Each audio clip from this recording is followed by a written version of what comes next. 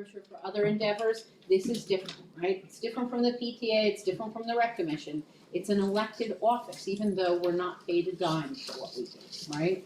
Not paid a dime. But there is a standard of ethical content that is in the law that school board members must learn and must abide by. In your folder, on the right side, is the School Ethics Act in its entirety, all right? It's 9 pages of legalese, but you should learn it. But as long as as you go by what's in this particular presentation, in, less legal terms, you'll be good. I also are going to go into conflicts and the School Ethics Act in particular, and these Code of Ethics in particular. But really what this is all about is holding the respect and confidence of the people who put you here. That's what this is about. The other thing that you should know, our veterans have heard me say this many times, are those 2 last words in bold red here on this slide, justifiable impression. You have to not only abide by the act, but avoid making the justifiable impression among your constituents that you may be in violation of the act. If a reasonable person could gain from your behavior at the board table or away from the board table that you're in violation of the act, you may actually be in violation of the act. That happened to a board member a couple of years ago. Technically, he didn't violate the act, but it certainly seemed like he did, so the Ethics Commission smacked him with a penalty. And we don't want you guys to do that. So that's why I'm really happy to come out and talk about the Ethics Act in as many districts as I possibly can. This applies to school administrators as well as school board members. But not the entire act. You all have to be aware of conflicts of interest for school officials, and you all have to file your disclosure statements, which come from Trenton. But the Code of Ethics and the mandatory training requirement is only for school board members, not your administrators. So we'll get into all of that in greater detail. But the Ethics Act itself established all of these things of what the commission is, right? That's going to hold you accountable. The conflicts of interest that you need to avoid, the Code of Ethics that you need to abide by, mandatory training requirements for board members, and the need for you to disclose, where your income is coming from and your relatives, and we'll get to that a little later. The School Ethics Commission is the group in Trenton that makes sure that you are abiding by the act. They are not the board police in the sense that they don't go to board meetings and make sure that everybody's doing their right thing, right? But they are the body that fields ethics complaints and issues advisory opinions, right? When they are asked for it, they are mostly reactive and not proactive. When they are fully staffed, there's 9 members on there, and this is what the membership comprises. There's not 9 members on there. We've gone up a little bit. I think there's like 6, 7 of them on there now. We have 2 school administrators, we have 1 board member, and currently we have 3 or 4 non-school officials. There's still some vacancies on here. They are appointed at the pleasure of the governor. They serve a 3-year term. Sometimes those terms are renewed, sometimes they're not. They are also not paid for their service. They meet monthly, either in Trenton or remotely. I think they've been mostly remotely since the pandemic began. But what they do is they issue advisory opinions and they hear and decide upon ethics complaints. That's how they do their job. They listen to stories of bad board member behavior throughout their meeting, right? Not probably the happiest gig in the world, but important, and our job is to try to keep you out of their roster, right? So unless it's an advisory opinion is a board's friend, right? If you as a school official have questions about what you're about to do, what you're tasked to do, and you think you might have a conflict, or you think the course of action that you're planning may be at odds with the School Ethics Act, you can, first stop on the train, you can ask me, you can ask your superintendent or business administrator. If we're not sure, your attorney is not sure, you can actually go right to the Ethics Commission and ask for an advisory opinion, which is just that, advice. And there's no special form and there's no fee. You just go on their website and write a letter to the address and instructions, and you will be issued after their next meeting a reply to that advice, unless they've already opined on it, right? If they've already opined on it, they'll direct your eyes to previous decisions. Once that decision is sent to you, Again, they're not the police. They're not going to come to your board meeting to make sure you're doing what they told you to do. They trust that you are going to do it, right? And you, as well you should. And if the advice that they issue to you may be applicable to other districts, they may publicize it. They'll scrub it. They won't know that it's coming from your particular district, and they won't know the name or anything like that. But the School Ethics Commission has a website, which is very interesting. There's links to it in your presentation. I highly recommend that you go on their website. It's very informative reading. It's not organized all that well, but if 6 commissioners of the School Ethics Commission vote to make your decision public, that will wind up as an advisory opinion that is published on their website that your school attorney, your field service rep, and JSBA will use to help navigate boards through their governance. We know what the School Ethics Commission is going to say about a particular issue because it's in an advisory opinion. So that's good, right? An ethics complaint is really not a board member's friend. That's where we need you to stay away from that. An ethics complaint, unlike an advisory opinion, can be filed by anyone, all right? Doesn't have to be you asking for advice about yourself. Could be anyone. Could be a teacher, could be a citizen, could be a fellow board member. That's different, right? The other big difference between an advisory opinion and an ethics complaint is an advisory opinion is advice about what you or a fellow school official in your district, right? Not in Patterson, not in High Point, not in Cedar Grove.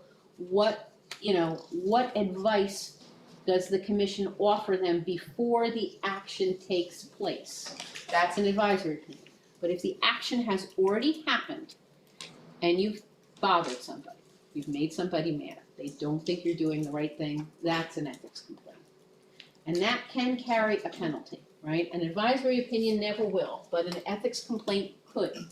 The commission, if they deem that you are in violation of the act as a school official, they will determine what penalty is most appropriate. And the Commissioner of Education signs off on that. And the penalties do have a, upward moving scale, anywhere from a reprimand, which is a letter from the commissioner saying you've done something wrong, but it stays, it's published on their website, but it kind of stays between you and the Commissioner of Education. There is a censure, which is a step up.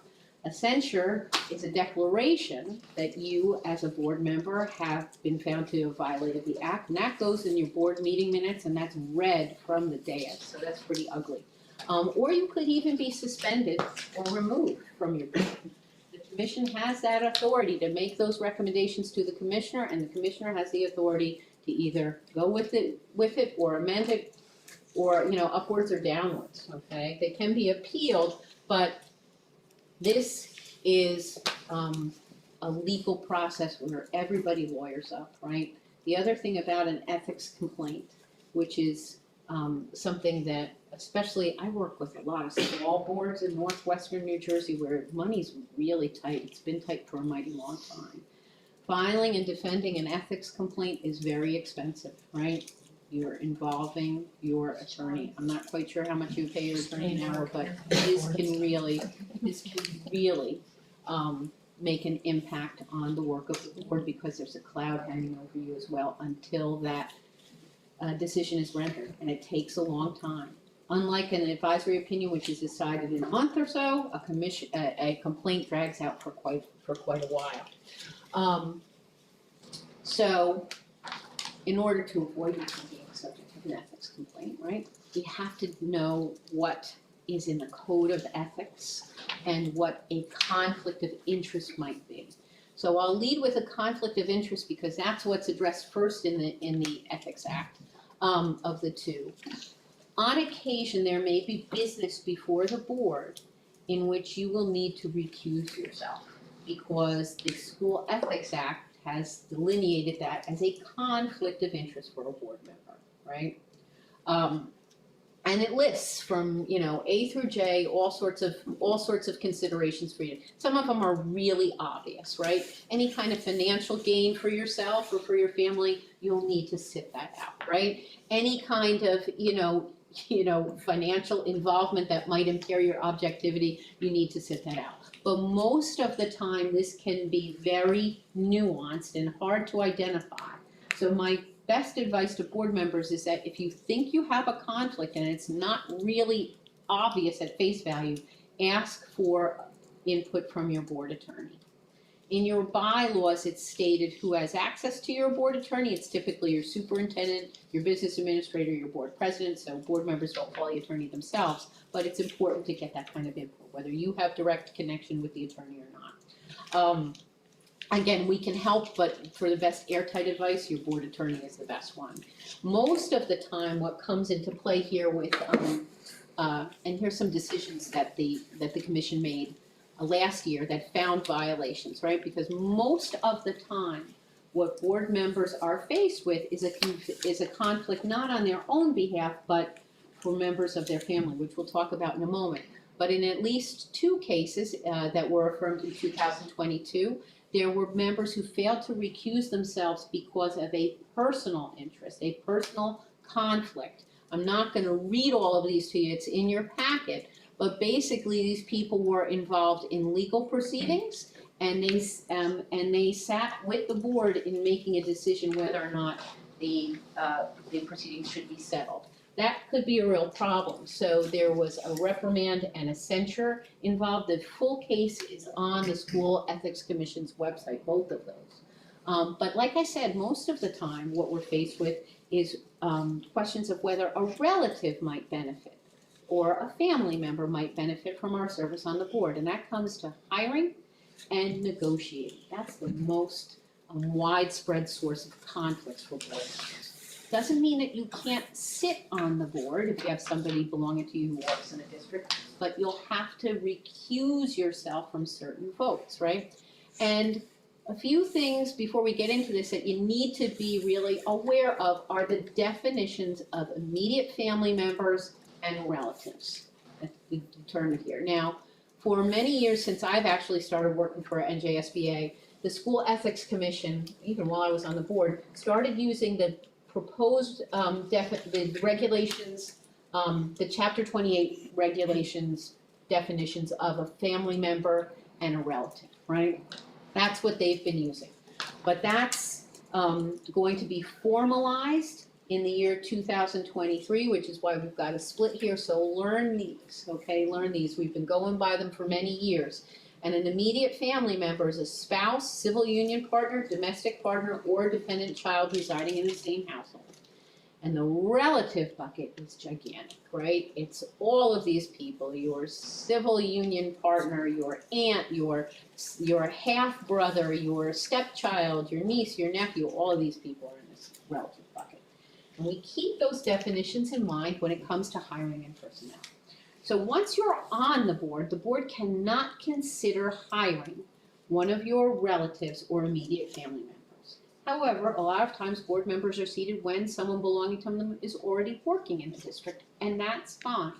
But you have to recuse yourself from any vote or discussion that involves hiring or evaluating the superintendent or the superintendent's contract. You have to stay away from them completely. Those discussions take place in executive session anyway, so that's good, more time with your family for you. And when the vote is taken on those actions, and you just need to abstain, right, for reasons of conflict. Now, when it comes to negotiating contracts and collective bargaining, that's another animal. And this beautiful chart came to us from the School Ethics Commission directly. That advisory opinion 2417, if you look that up on the website, you'll find this very chart, and we love it at NJSBA. It makes things so clear. If you've got someone belonging to you who works in the district, you are out of negotiations from start to finish, no questions. You cannot participate in any of the discussions surrounding negotiations, period. If, however, you or someone in your immediate family, right, that are living with you, that smaller definition, works out of district, you or your spouse is a member of the union in Verona, you are out of negotiations until what really comes down to the final vote. When the memorandum of agreement is reached, when the salary guides are reached, then you can cast what in effect is the final vote on those contracts. If you have someone in that big bucket of relative, like your nephew or your husband's aunt, whatever it is, refer to that definition. You can participate in negotiations from start to finish. You notice all those asterisks, right? Absent another conflict. So there's a potential that if my sister-in-law, I'm on the Warren Township Board of Education, my sister-in-law is the president of her local Educators Association in Pompton Lakes, then I'm out. But ask your attorney for that kind of advice, right? Ask for them to weigh in. Because this advice actually changed over the years. It used to be, there were it went to no prohibitions and more prohibitions, and it kind of has been floating around. But then in 2017, we got this solid advice, and this has held. So go by that, keep that in mind, handy, and find out where your relatives are working, because you don't want to inadvertently compromise the integrity of those agreements, right? So, and as mentioned in the advisory opinion, there may be other conflicts surrounding union work, typically, surrounding union work. But when you are endorsed by the local education association, there may be prohibitions on whether you can participate in negotiations or not. Typically, if there has been an exchange of money, if the local education association has made a campaign contribution, you'll need to sit out the next round of contract negotiations, and then you'll be back on. And here are some of the advisory opinions that came out in, well, it was 2021, but they didn't publish them in 2022, about who may be conflicted and who is not. So we had somebody whose ex-spouse worked in the district. Are they conflicted? Can they? Yeah, the commission deemed that that person had a conflict, that it was too close of a relationship. And we had someone who was, I mean, an aunt-in-law. You know, someone's aunt-in-law worked in the district. Can that person participate? And with all the facts of that particular case, the School Ethics Commission said, that's a stretch. You can participate. An aunt-in-law's okay. But again, you have to keep these really clean, and so make sure that you ask for advisory opinions if you need them, if your attorney is not quite sure whether or not it's a conflict. Someone who was a bus driver in another district could not participate in negotiations. And this was kind of interesting. I mentioned that if you've got someone belonging to you who works in the district, you can't vote on the superintendent's compensation. And that was the case in a district where 2 members of the board didn't have the ability to participate in votes until the superintendent resigned. And the board thought, well, if we can get the superintendent to come back, if we re-vote on it, will these people have a conflict? And the answer from the commission was yes. They still have a conflict, and they'll need to stay out of that discussion.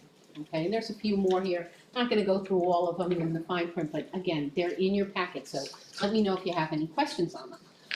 Where we find an awful lot of violations, and what really is important for board members to know, are the code of ethics, right? And this applies only to school board members, every school board member in the state.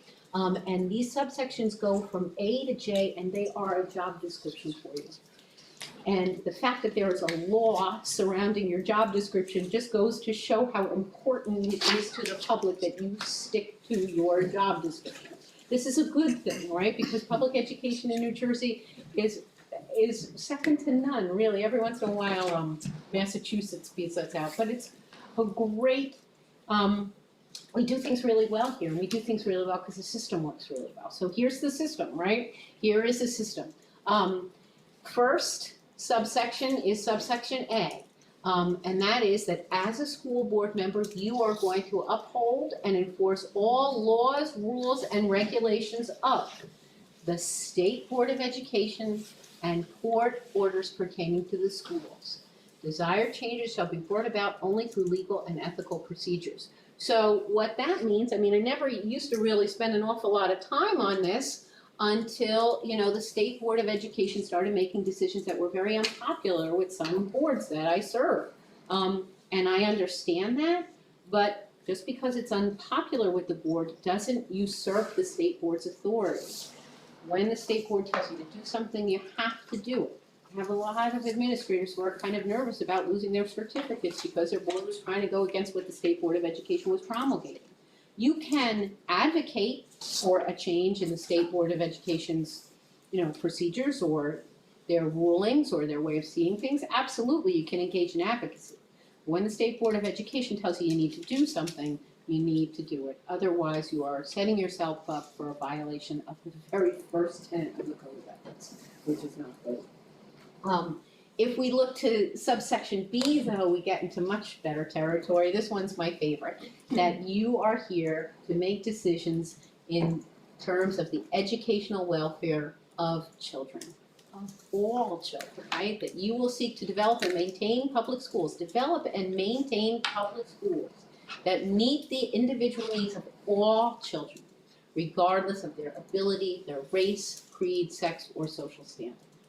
So that's why you are called to serve at a school board table, right? You're giving time to your community, but you're not on the town council, right? You're not, serving on the library board. You're serving on the school board. And the decisions that you make are going to affect all of the children who are educated here. So you have to make decisions in terms of their educational welfare. And that word "all" really is my favorite, because you need to expand your vision, right? Not just to the gifted and talented children or the special ed children or your own child or your child's friends or anything. Everyone gets equal treatment from you and your fellow board members. And that's a beautiful thing, right? And that's why it's very satisfying for me to serve board members, because this is a big deal, right? And as much as hearts and flowers and, you have unicorns and rainbows, it sounds like when I'm talking about it, it is the law.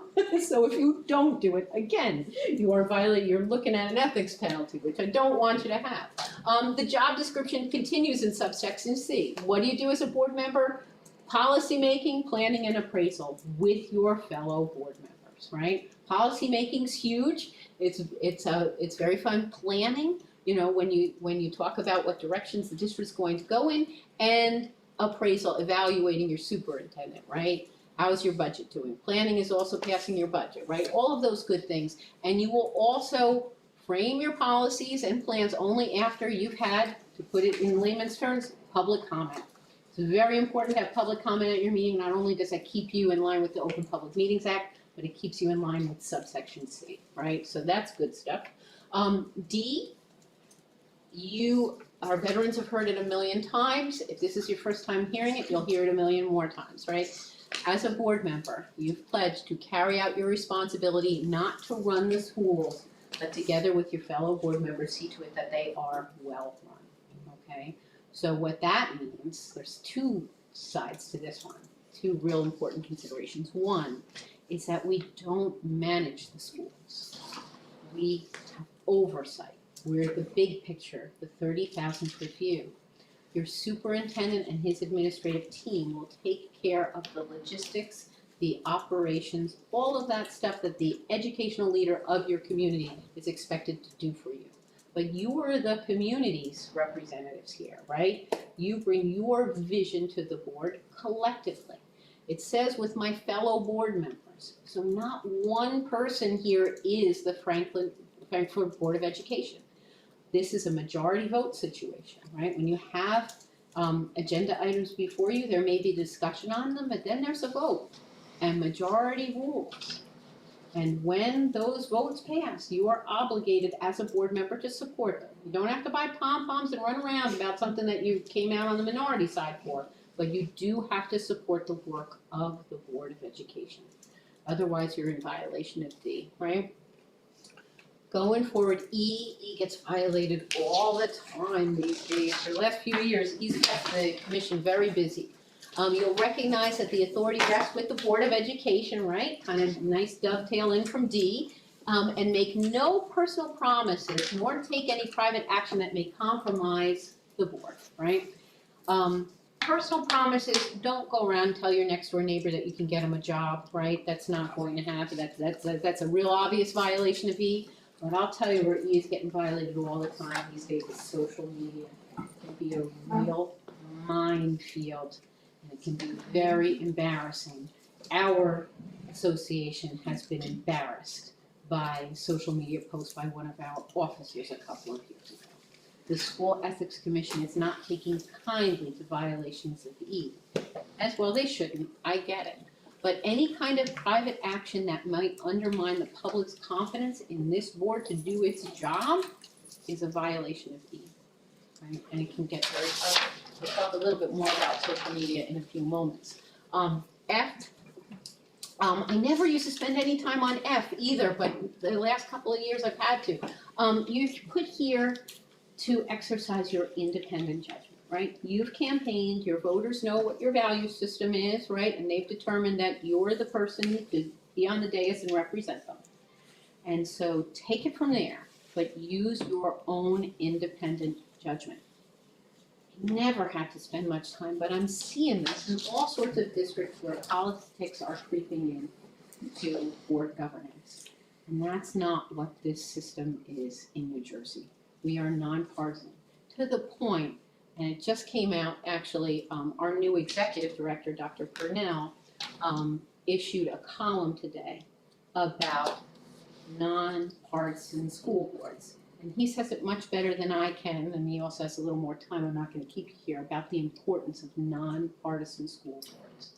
It really is not about politics, it's about children, and you're put here to examine the issues through your own lens, contribute to the discussion with the board, and to vote on issues. And majority carries the day, right? There should not be any kind of political influence at all, or any kind of, efforts made by others to influence you. You are here to use your independent judgment. G is a good one. It's very verbose, but it comes down to keeping things confidential, right? No leaks. Anything that's discussed in executive session needs to stay in executive session, otherwise it can really hurt people. And in all other matters, you tell the truth, right? If somebody is asking you what the board is up to, if it didn't happen in executive session and you're talking about it, just make sure that you're telling the exact truth. People are getting dinged on this too. H, I love H because H is, is letting your educational leader do his job, right? He knows the best hires for the school district. That's why we can have a group of lay people on the board, right? My career was in banking, right? I didn't need to know what would make the best ELA teacher, right? But my superintendent certainly would. So we need the superintendent's recommendation for any personnel hires. You can't consider it without them. So that's a beauty. And I love I. I've certainly loved I even more since, the conditions of the pandemic have made it so difficult to be an educator in New Jersey, right? That's been the case for a while.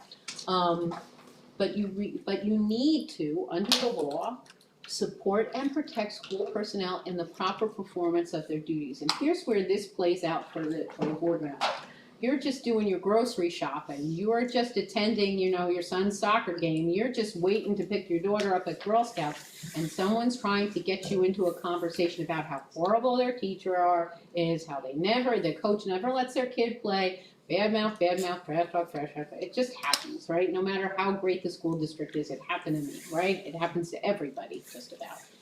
So you are out of those conversations and you just say, you know what, I'm so sorry, Sally, but I cannot participate in this conversation. It's against the Ethics Act. I can't do it.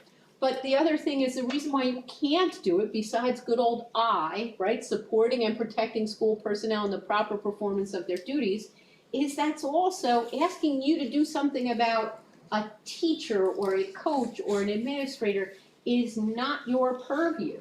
D, right, I'm not running the schools, seeing to it that they are well run, tells you that, right? E says I can't make any personal promises that I can't do anything about. So what comes into real sharp focus here, and also with the final tenet, J, is the chain of command, right? So the chain of command tells you how to handle complaints. You bring them to the chief administrative office, and you will not act on them. You would only act on them at a public meetings after a failure of an administrative solution. So that's not an unpopular administrative solution, it's a failure of an administrative. There just isn't any, right? And then that may rise to the level of the board. But underneath that is a whole chain, right? If my best friend is having an issue with their son's teacher, they need to first address that with the teacher. And if they don't get anywhere with that, then the principal, perhaps the department head, perhaps an assistant superintendent, and then finally the superintendent, right? Chain of command's shorter here in a smaller district. but it's still important that you go through that. And you do have to, if somebody comes to you with complaints, it's not that they're a bad citizen. It's not that they're trying to get you in trouble or jump the chain. They just aren't sure what a board member's duties are. They don't really know. It's kind of esoteric. A lot of board members don't even know for a while until they get the hang of it. But the chain of command is always the solution, always the solution. So lead them through that.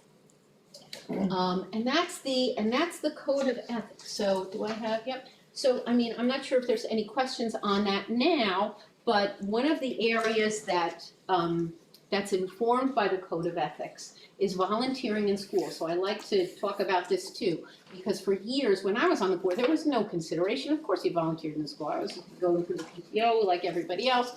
But then, people started to do some funky stuff while they were volunteering, and the School Ethics Commission said, wait a second, let's consider this. And that's not a bad thing, because you don't, as a board member, so hard to get on the board, right? And so much effort, right, involved in the campaign and meetings and governance and committee work. You don't want to turn a good thing, volunteering, into a bad thing, right? A violation of the code of ethics. So what you need to do is examine what you're looking to do. If you are volunteering on behalf of as part of another organization, like the PTA, or Girl Scouts, or the Rec Commission, something like that, then that's fine. Even if you're meeting in the school, even if you're helping kids, you are volunteering as a member of a separate organization with its own bylaws and bank accounts. So that's that. However, if you are coming in to do some volunteer work just because the school needs some help, you have to pay a little closer attention to what you're doing. And what you need to do is to consider, am I going to be in the school a lot? If somebody walks in, is it going to look like I'm working here? Because that is what the commission called enmeshed in the building. And that's something that gives the appearance of violating D. You're helping to run the schools. So you have to stay away from that. Absolutely don't touch the school district's money, right? Stay away from that. I'm sure you want to, right? And also be careful with what type of authority you would have. You don't want, for instance, one of these opinions addressed a board member who was a drama coach, right? They're putting on a production, and there's a lot of instructions that you have to give the kids, right? And that's not the job of a board member. That's at odds with the Code of Ethics and the Ethics Commission's opinion, so that person had to drop that, right? Years later, there was someone who was on the board and wanted to do a coin collecting. Actually, they were the lead of the coin collecting club in a middle school, and they were put on their board. And they asked for an advisory opinion, can I still do that as a board member? And the commission said, no, you can't. Not for your school district. So you have to make a choice. So just consider all of that. If you need some help walking through that, I'm more than happy to help you. But once it is determined that your volunteering is A-OK, make sure you let your superintendent know that you're going to be in the school. And if you are, a member of the PTA on the PTA executive board, that's kind of a popular dual role. When any kind of vote comes before the board on accepting donations from the PTA, then you need to recuse yourself. And speaking of, I almost missed this important point, talking to your superintendent, letting them know that you're going to be in the school. I will refer all complaints to the chief administrative officer, right? That's your superintendent. So when you hear something, you let them know. However, that's all you do, okay? So, superintendent, so-and-so, let me know that the bathrooms are dirty. What I don't say is, make sure they're cleaned. Get back to her. Here's her phone number. Let me know how that goes. Follow up with me. That's not your job, and that can really get you into some hot water. The other thing, too, even if you're not getting into hot water with the Ethics Commission because no one files a complaint, is that citizen feels like they have a direct line to the superintendent and are able to jump the chain of command, which is really bad for you as a board member, but also it really creates some dissent in the school community. It looks like favoritism. Your staff may start to lose faith in you and your chief administrative officer, so you don't want to do that. All right, interview committees. I don't think you guys do that here because it's a small district, so I'm going to skip over that. They're bad, according to the Ethics Commission. And here are some of the decisions that came down to the commission last year, right? And these are always kind of fun to look at. I'm not going to read you all of these, but here's the bad behavior that we don't want people to emulate. Board member who was participating in a superintendent search, and they went to a PTA meeting, where they were, which is already a bad idea. And then they were asked, well, hey, how's about the acting superintendent? How's about them? Are you going to appoint them? Wouldn't you consider them? And the person ran their mouth off and started talking about, well, I don't know if they're that good anyway, and I'm not sure that the board, that is a super violation of G and a violation of E and a violation of I. So that's not good, right? And it was also very embarrassing to the board and to the assistant superintendent. Also, a board member emailing a coach and superintendent about football players kneeling during the national anthem, right? This is not your role as a 30,000-foot view visionary, right? That is quotidian, that is day-to-day, and the Ethics Commission found a violation of D. Also, the board member kind of took it a little further. You'll see there, he was really sharp, let's just say, to the superintendent, and the coach said, "You are forgetting who's your boss." So the Ethics Commission said, oh no, that's a violation of D, and that's also a violation of J. And so that's a penalty of censure, right? The commissioner has not decided on that, but chances are that'll stand. A couple of other things about, a teacher in the district who was commenting about COVID-related concerns, and a board member who responded to an email, responded to the parent on that matter. That person is not the board, right? So again, you're looking at a compromise of E and a compromise of J. The commissioner has to weigh in on just yet, but I imagine the penalties will stand. So again, the School Ethics Commission's website has tons of these. If you're a board nerd like me, they make for very interesting reading, right? And a couple of them look like they're out of a reality show, unfortunately. But when we talk about filings to the SEC, an awful lot of them wind up being dismissed. What you have to consider with these things is that the commission is it has always taken the position that it's reviewing the facts in the light that's most favorable to the person who filed the complaint, right? The complainant, right? The complainant has to supply sufficient facts. The commission is not going to send a team out to interview anybody, right? If the complainant does not supply sufficient facts, then the complaint's going to be dismissed, right? Also, this last bullet point has becoming more and more evident throughout last year. The commission is finding, and it's pretty obvious, quite frankly, that people are using ethics complaints to settle personal scores. Two board members who don't like each other. You'll find one on there where one board member threatened to punch another board member in the face, and that one files an ethics commission, and the commission dismissed it because not all bad board behavior is against the code of ethics, but even more importantly, you don't mess around with the law and try to use it to, one up a board member. The code of ethics is about, and the School Ethics Act is about governance. It's not about personalities. So just keep that in mind before you kind of jump towards, filing an ethics complaint. We mentioned earlier that there are two other things that I haven't addressed yet that the Ethics Act established, and that's training, right? This is in your packets, so you'll have this for reference, but if you have questions on it, just let me know, because as a new board member, you're responsible for another 4 years of training, and if you're re-elected to the board, then there'll be 3 years of training, and then if you're re-elected to the board, there'll be a 4th year, right? In your first year, you will take new board member orientation. All of this training is offered only by NJSBA. We do it in a number of ways. We do it in person, we do it live, in virtual meetings, and we also have a self-paced option that you can kind of click through.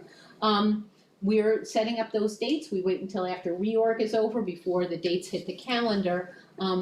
There is a weekend orientation program that we do for brand new board members. We're hoping to offer one in March. We have one that's booked for February, but there should be openings in March, so watch for those. Chris will know of them too when they're published, and you should really look into getting on those for your first year. Either way, you have to finish that by the 31st. You have to do your new board member orientation. Your second year that you're on the board, you'll do governance 2. It's about budgeting and labor and the board member's role in finance, and negotiations too. Governance 3 focuses on student achievement, and again, just like governance 1, you can take them in person, you can take them live online, you can click through them on a slideshow type of thing. And then when you are re-elected to the board, if you're in this and you're like, ooh, I want to do this again and again, the first year of your next term, you'll be taking a legal update. And then 2 years, you're off, and then if you're re-elected again, you'll take out 4 again. All right, so there's the chart. If you have any questions, just let me know, let NJSBA know, because we are required by law to provide that for you. And, you know, there's just been a lot of, over the years, members who just aren't taking their training. So the commission has come up, is about to enact, because their regulations sunset this year. They haven't done this formally yet. But here's a chart to show you if you are in violation of not doing your training, what could happen to you. You'll either be censured, and that's on the low end, or you'll be suspended or removed, right? And it just kind of depends on the timing there. Your disclosure statements come from Trenton. They don't come from NJSBA. They don't come from the district. But it's very important that you fill them out. New board members will have 30 days to fill them out, and returning board members have until April 30th. This is not optional, okay? This is not very detailed. It doesn't ask you to say how much money you make, but it wants to keep a record of where your relatives are working and where you and your spouse or anyone else in your household is obtaining income to help identify where there may be a conflict, okay? That's mandatory. Board member that I served just got kicked off for not filling them out. And it wasn't even her second year of service, first year of service, it was her second. I don't know why she didn't do it, but she didn't do it, and she just got kicked off. So social media, right? Talking about social media, this is a big concern for the SEC. We have been seeing more and more problems in this area. It's kind of hard for board members to navigate. I will say that at the outset. Your friendly field service representative advises that you just don't go on social media, right? But nobody ever listens to me. And it's not because I want to thwart your speech, it's just because this is an area that's really ripe with problems, right? Ripe with problems. As a school board member, you don't give up your First Amendment rights. Absolutely not. But you have the School Ethics Act that you are beholden to. So you have to be on that seesaw all of the time. And it can get very exhausting. Because a lot of the things that we say on social media, there's only so many characters, you're not talking to them, body language ain't a part of it, it's not a private conversation. A lot of that gets misconstrued. And again, the commission is going to weigh complaints in the light that is most favorable to the complainant. And it's pretty easy for them to copy and paste what you put on your social media account and put it in the complaint. And that's why we're seeing a lot of these violations come to light, right? So, what you need to do is consider whether a reasonable member of the public could perceive that you are speaking in your official capacity or pursuant to your official duties. What that means is that if you start talking about matters of education or anything that's on the table before the board that you haven't voted on, that's you in your official capacity. That's how the public's going to perceive you. And if you make a misstep, the SEC is going to be all over you, right? I hate to say it. I don't mean to sound disparaging to the FCC, but that's the tactic that they're taking. And you can understand why, because the board makes its votes based on discussion at the board table. Social media is not the board table. You have to be really careful on that. Does that include your private messages? Private messages from like a Like text if your message? like your Facebook message? Well, it depends on where that goes, because there's such a thing called a screenshot, right, that goes all over the place. If someone who, your person that you're corresponding with may misinterpret it, and yes, it doesn't even matter. You could even say that to them in the supermarket, and they could file a complaint against you. But it's right there in the print, right? So it makes it easier to file a complaint if they misinterpret what you say, right? Emails, there's been violations of this on email. You had a board member who forwarded something to their family, thought that they were keeping it private. This is out of West Winsboro a few years ago. Well, the family didn't do that. They sent it all over the place, and it resulted in an ethics violation.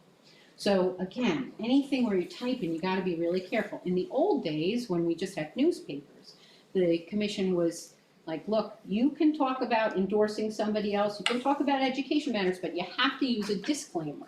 And the disclaimer said that I'm speaking only as myself, not as a board member, and what I'm saying doesn't necessarily reflect the opinions of the board, right? But now they've come out with really strong language, right? Which actually seems repetitive, but this is from the commission and they put it in caps, okay? They put it in capital letters. So learn this. The following statements are made in my capacity as a private citizen and not in my capacity as a board member.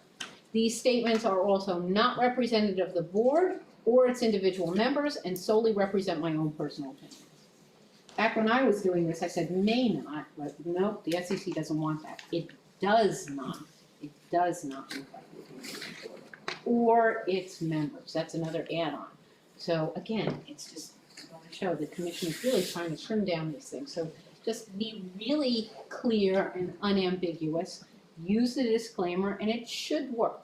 But the other thing too is that you have to walk the walk after you talk the talk.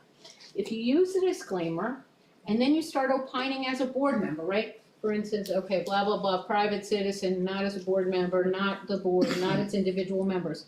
But I start saying things like, it's really hard to go to a board meeting month after month and watch this happen. It's really, in my job as a board member, I pledge to XYZ. That's not in line with that disclaimer. Any of your board business happens at the board table. When you're a board member, you have authority only at a legally constituted meeting of the full board, because that's when you are voting on things. So you step away from the dais, even though the Ethics Act still applies to you, and all the teachers in the district are looking at you as a board member, and all your parent friends know that you're on the board, you are not acting as a board member, right? You don't have authority there. You are not the board. It takes a while to get your sea legs on this. I get it. I was in your shoes, but it's important that you always keep in mind these things, right? And the code of ethics. It's a team sport, and that's the really great thing about being on a school board. You're not in it alone, right? You have your superintendent, you have your business administrator, you have your board president, you have your field service reps. We are all here to help you in your governance. We don't want you to do anything but be the best board member that you can possibly be. So, like I said, rely on your resources. We are here for you. I recommend, along with my colleagues, where your family's working, right? I don't know what your conversations around the holidays were like, but if you notice that somebody got a job somewhere, note that down and make sure that your board president knows when he's forming committees. Again, talk to your attorney about any kind of ethics issues that you have questions on. And we do have a publication called School Board Notes. It's all electronic now. It's emailed to you weekly. If there's any decisions of the Ethics Commission, any kind of court cases that you should know about, any kind of things that reflect the School Ethics Act that you need to know about, we will put it in there. And I'm all very versed in it too. So like I said, I am really your dear Abby. If you've got questions, it's between you and me. The district does not pay for it. It's part of your membership. And I don't keep tick marks about who calls me when and what to anybody. Again, I am here to help you succeed, my whole association. And that's a year-round gig, and I'm really happy to be able to do it. But that being said, Chris, thanks so much for inviting me out, and thank you guys for the time on the agenda. I really appreciate it. Any other questions? I know I talked a while, but thank you very much. Thank you.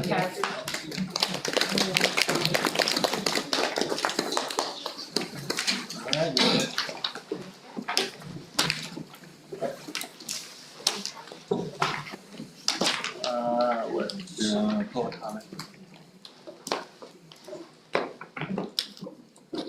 we would like to open up now for public comment. If we have anybody on the list, I would remind everyone that there's a 3-minute limit per person, and that, I forget, Chris, is this one we're only doing what's on the agenda? Yes. And only pieces that are currently on our current agenda. Motion open. Second.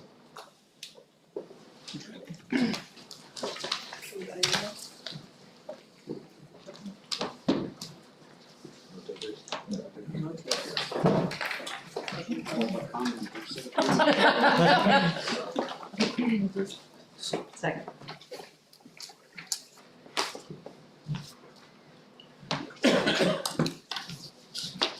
Okay, are we on to your section? Yeah, it's real quick, Superintendent? tonight, being that we'll have another meeting in 2 weeks, so the only thing I would like to address is some personnel issues, but the resignations for 2 individuals had some lifestyle changes and jobs and their families, so they, with regret, we have to accept the resignation, and we do have replacements for them as listed on page 4. And we also have some of those individuals who are also going to become teacher subs as listed up above also. So that's a good thing because we are running dry on subs. It's a struggle every single day. Use a lot of coverages. The other thing are some tuition course reimbursements, and other than that, that's pretty much it for this month. Okay. Chris, do we have anything for executive session? I do nothing about anything. Does anyone on the board have a need to go into executive session? No. Okay, then we can go on to a regular consent agenda. The following matters of routine business will be voted on by one motion, and they are 3 through 8.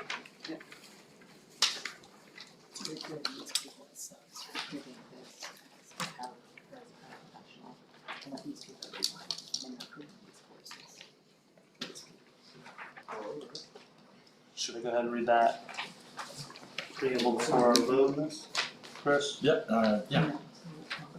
Be it resolved that the Frankford Township Board of Education accept the recommendations of the superintendent of schools to approve the above identified regular agenda items numbered 3 through 8, and we will have a roll call vote for that.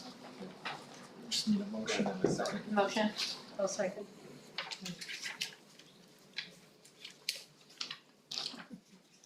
I'll do the roll call. Kate Adam, Yes. Leif Anderson, Yes.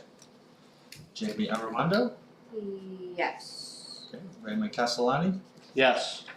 Caitlin Fredo, Yes. Andy Joust, Yes. Jennifer Naus, Yes. Mickey Perez, Yes. and John Tiger. Yes. Thank you. That passes. We have no extra resolution for regular for number 9. So we can move on to the second public comment, which is open. 2-minute limit per person, if we have anyone on that list. Do you think anyone signed up? You got signed up? Okay, so no public comment. No public comment there. Number 15, we have our next scheduled meeting, which will be January 23rd. I just wanna add, so, Go ahead. as far as trailing into what Kathy said, for in the next few days, I'll be sending out the list for all the annual ethics disclosures, so obviously new members, you have to fill them out within 30 days. Other members, you have until April. I ask you, try to do them soon, they usually take only about 5 minutes unless you have a lot of business interests. But otherwise, they're pretty simple, they're not asking for what your income is, they're just asking for where people in your household work. But that's an annual thing, obviously, oftentimes it happens at the last 2 days before it's due, I start calling people pretty regularly. So just try and look for your email, it'll be a personalized email with a link to complete the disclosure from School Boards Association. You'll go straight into that website, type it all in. In future years, it should keep a lot of your information so you can move faster. Other item is also for members that need to do annual training.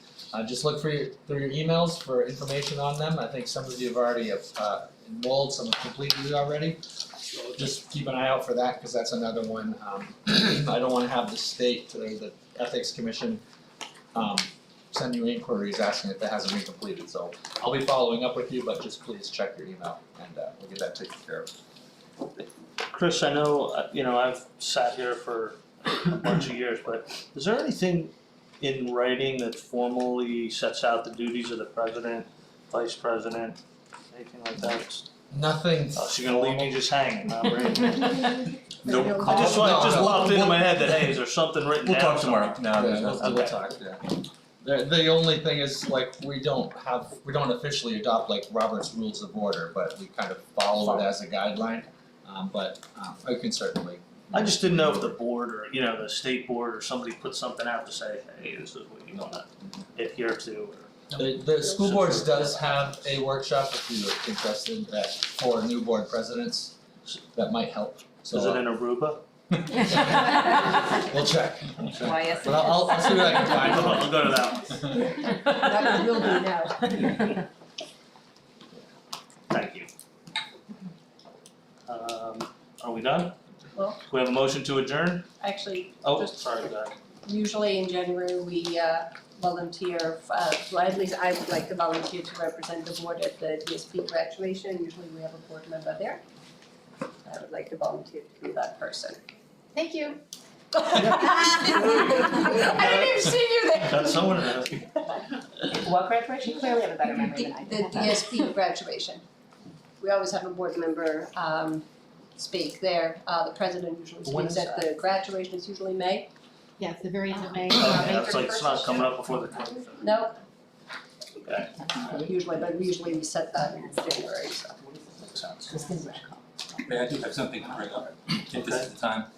I'd like to make Yeah. a motion to adjust our schedule of meetings to move executive session either to before or after for the public. Because it seems like, and other school boards do it that way, we could do it at the beginning, or we could do it at the end, and this way we don't waste all their time sitting here for half an hour while we talk, whenever that occurs. Is that something we wanna discuss now before we adjourn? Well, if we do it at the end, a lot of that discussion sometimes ends up in the motions. I would prefer it at the beginning, I think that's Whichever, it doesn't matter. pretty popular, but then if we start at 6, then the regular meeting starts 6:30, if they have to wait 15 minutes, if it takes, 45 minutes, I think that would be respectful to everybody with family and kids at home. No problem. Anybody else have any comments on that or wanna bring anything up? I mean, I'm kind of We should ambivalent. do a second before and then we can hold discussion. Say that again, Chris? Second. Well, I'll make the motion. Second. Who's gonna make the motion? Is anybody second? And the motion is Is to move it to beginning. Executive session at Executive 6 session o'clock. to the move the beginning, executive session to the beginning of 6 our o'clock. meeting? and then So after roll call section. Okay, I think that sounds good, the I only. mean, we can always try it, and if it's, yeah, I'm okay with that. Yeah, the only concern I had is what When to if, come? We'll be I'm at, sorry, we'll sorry. adjust it to 6:30. How would they know when to come then, the public? At Public would come at 6:30? 6:30, Oh, and then if we're a half an hour, And it's better than sometimes sitting here it's- for 15 minutes than in the middle, sitting. So would we know in advance then if we're gonna have, because what if like tonight we don't have an executive session, and then you now we're sit all here here for at an 6 extra and we're half sitting here hour. waiting a Well- half hour for the public? Things happen during the day when you set the agenda, so you don't So there really really is know. logic to having it mid. Well, I mean, I'll just give you the background. We Go ahead. moved it to after all of the discussion items, just so that way people had a chance to hear all of the discussion, because usually we come out of the executive and that's when we go to the consent agenda, so The stuff they we don't can want. change it up, it's no problem changing it up, I'm just saying that's how we kind of worked it to where it was at that point, so everyone could hear the discussion. And they can certainly stay through executive and hear the vote. So should we move it to the end? So everyone can leave? Or you're saying? They do anyway. I'm sorry, no.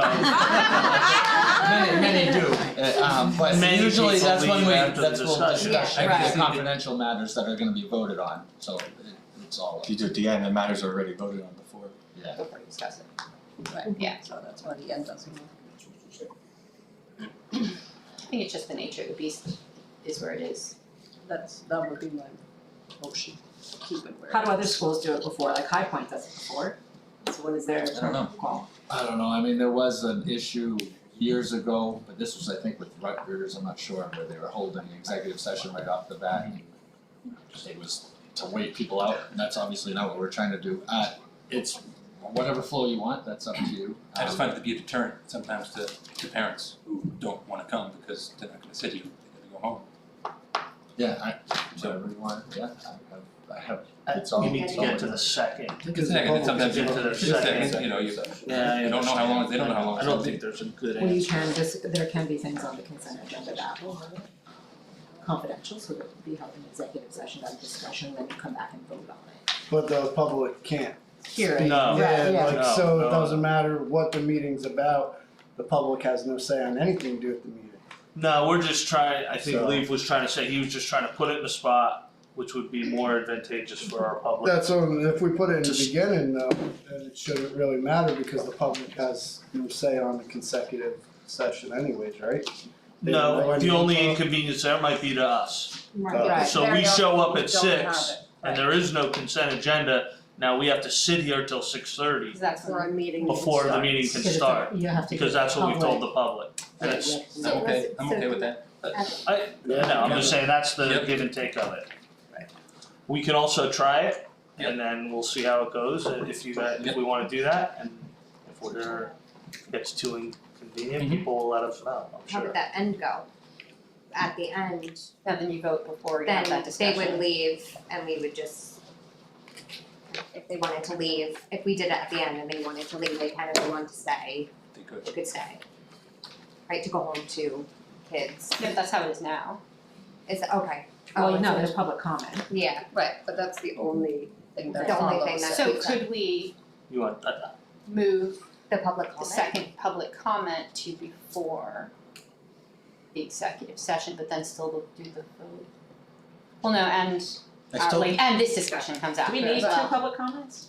You don't have to. You don't have to. Or can we do We've one been- I think public we should- comment, just comment on anything, Yeah. anything you wanna hear? No, I think we should definitely give the public a chance to speak about anything and everything. no, yeah, yeah, yeah, no, if you whether want it's that, one or that's two, why we you will have not to curtail that. But I mean, there's sometimes like I found myself is that I'd say something at the beginning of the meeting and then or say something and then there'd be a discussion and then it'd be like, oh, well, I should have said something about that, but I didn't know we were gonna talk about that. So it kind of silences the public at the same time by not giving them time. Although my initial response was I really like that idea, I think I like it where it is right now. I think it makes the most sense where it is. I do too. I'm open to Can we trying either way. take a vote then? We have to second it. Type item.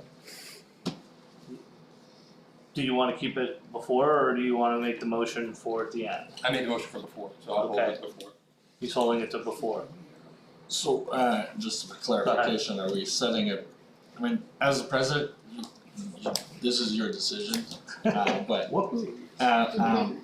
is this to say we're gonna start the meetings, we'll always start at like, regular agenda is scheduled for 6:20, or at or about 6:20, or at or about 6:30, at any specific times, I just wanna know what I to mean, say. normally we're really only in executive session 15 to 25 Yeah. minutes. There- How often are we not? I mean, Yeah, we're right. spending more time now Right. discussing the So executive can we just session than we say, actually can we did. just say Okay. start at 6:15, even if we have to wait 15 minutes if So you on wanna or change about, it, just yeah. like on about 6:15, so it's just 15 minutes if you're gonna change it. Can we do that? Yeah. Okay, I just wanna know what to say, that's, so- you can so- say that that's. Cause if we get out early, we'll be sitting here for a few minutes, but Yeah. usually if we go into executive, I Right. mean, Right, so just on or about 6:15, so that gives us a little leeway. so it'll be roll call, then executive session, then all on or about 6 feet. Can you do roll call about the vote? Yeah, cause we gotta start getting start the efficient, so. Okay. So we'd go roll call, executive session, and then discussion 6:15, items. right. Okay. So I have a motion to hold executive session at the start of the meeting, following roll call, we'll say following roll call. Discuss, that's just my discussion, so you just need a vote, all in, Do we have a second on that one, Chris? yes, Mandy, Okay.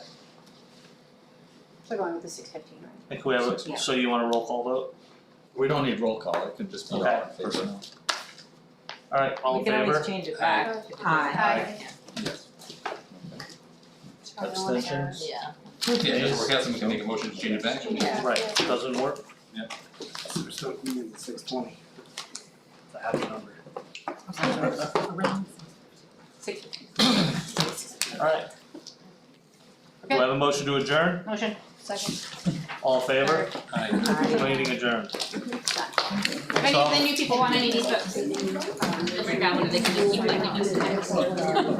Maybe I'll donate them to the stand. It's going.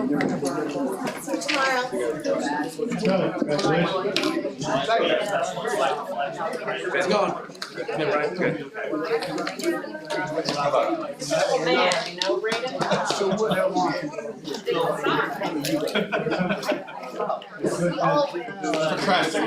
What we do best. I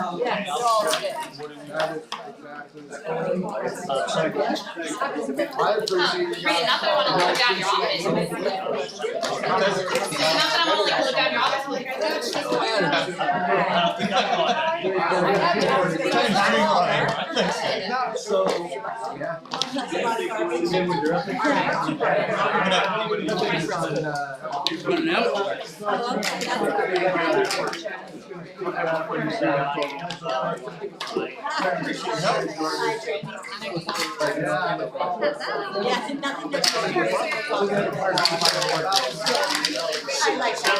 It's never been up to. Yeah, no, I did. Great. Yeah. Thanks for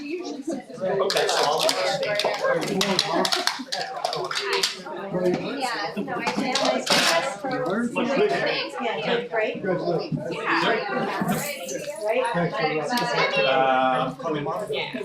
Sure.